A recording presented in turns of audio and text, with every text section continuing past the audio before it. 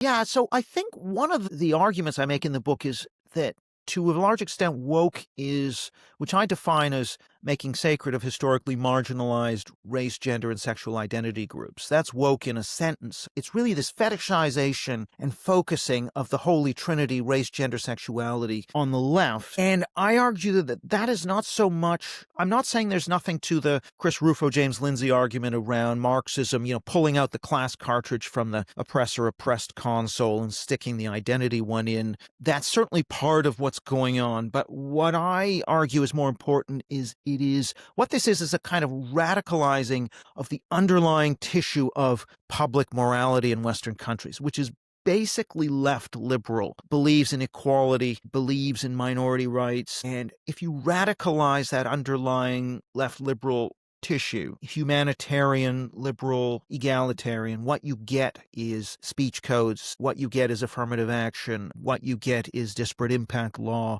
this whole panoply of policies. None of these things, microaggressions, emotional trauma, all the therapeutic stuff, this is not something that you can connect with Marxism or even with Gramscian or cultural Marxism. It is actually a separate inheritance which is much more linked to this. If you take this phrase, be kind, be nice, which woke people tend to trot out all the time, again, that's very foreign to the Marxist tradition, which was really quite opposed, very opposed. Marx was very opposed to humanitarian socialists, utopian socialists, or even social democrats who were pushing this idea of reforming the work week, not having child labor, not having a very long work week. All of those reformers were very much hated by Marx and Marxism. That is a different tradition. That's the sort of soft left, social democratic, more left liberal tradition. That's the tradition I think that is most important when it comes to explaining the rise of woke, that what it is a kind of radicalization of that public morality, which in some ways has a root in